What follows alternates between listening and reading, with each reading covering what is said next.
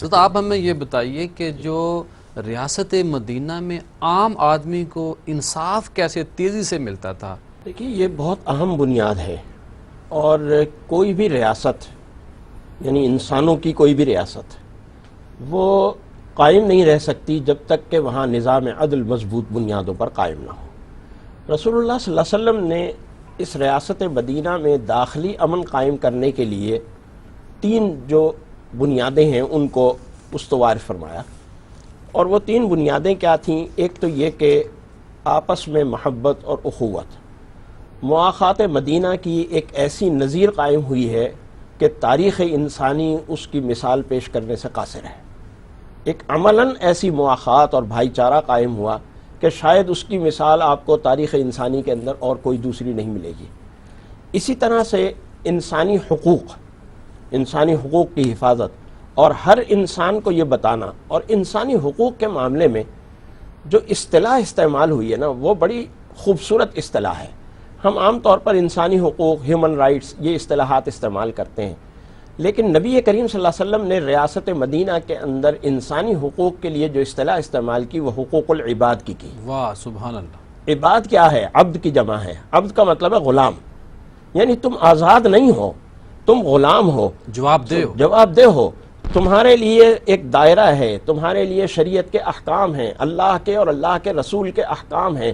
تمہیں اپنا حق جتانا یا حاصل کرنا ہے تو اس دائرے میں رہنا ہے جس دائرے میں جو دائرہ تمہیں اللہ اور اللہ کے رسول جو بنی ہوئی ہے، ایس او پیز جو بنی ہوئی ہیں ان کو فالو کرنا ہے، اس سے آگے نہیں نکل سکتے۔ تو یہ جو صورتحال ہے، اس صورتحال نے، اور تیسری چیز جو عدل کا اور انصاف کا ایک قیام تھا کہ فوری انصاف، کیونکہ آپ کو معلوم ہے بڑی مشہور اصطلاح، بڑا مشہور محاورہ ہے کہ جسٹس ڈیلیڈ جسٹس ڈینائڈ۔ جو لیٹ ہو گیا، تاخیر سے جو عدل ہوتا ہے وہ عدل نہیں ہوتا۔ لہذا رسول اللہ صلی اللہ علیہ وسلم نے اس طرح سے، یعنی آپ یہ دیکھیے کہ ایک غزوے کے دوران ایک صحابی ایک دشمن پر غالب آ گئے، اور جب غالب آ گئے تو اس نے کلمہ پڑھ لیا، لیکن انہوں نے اس کو پھر بھی قتل کر دیا۔ مار تو دیا لیکن دل میں پھر بھی کھٹکا رہا، اور مدینہ واپس آ کر فوراً رسول اللہ صلی اللہ علیہ وسلم سے عرض کیا کہ میرے سے یہ بات ہو گئی ہے۔ رسول اللہ صلی اللہ علیہ وسلم نے کہا کہ بھئی جب کلمہ پڑھ لیا تھا تو نے کیوں قتل کیا؟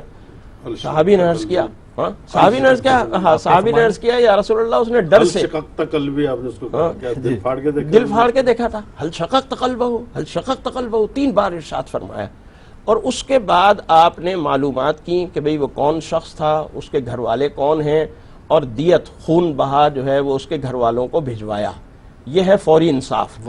اور یہ کس کے لیے ہو رہا ہے؟ عام آدمی کے لیے، نہ دشمن کے لیے، دشمن اور عام آدمی اور دشمن کے لیے، یعنی اپنوں کے لیے کتنا ہوگا؟ آپ اسی سے اندازہ لگا لیں کہ ایک میدان جنگ ہے جہاں ہم یہ کہتے ہیں کہ everything is allowed in love and war, وہاں اس میدان جنگ میں جو غلطی ہوئی، اس غلطی کا خمیازہ، اس کا معاوضہ رسول اللہ صلی اللہ علیہ وسلم ہم نے یہاں کہتے ہیں جنگ میں سب جائز ہے۔ جی ہاں، جنگ میں سب جائز ہے، لیکن رسول اللہ صلی اللہ علیہ وسلم کہتے ہیں کہ نہیں، عدل کا جو پیمانہ ہے وہ میدان جنگ کے اندر بھی اسی طرح قائم رہے گا جس طرح امن و امان میں قائم رہے گا۔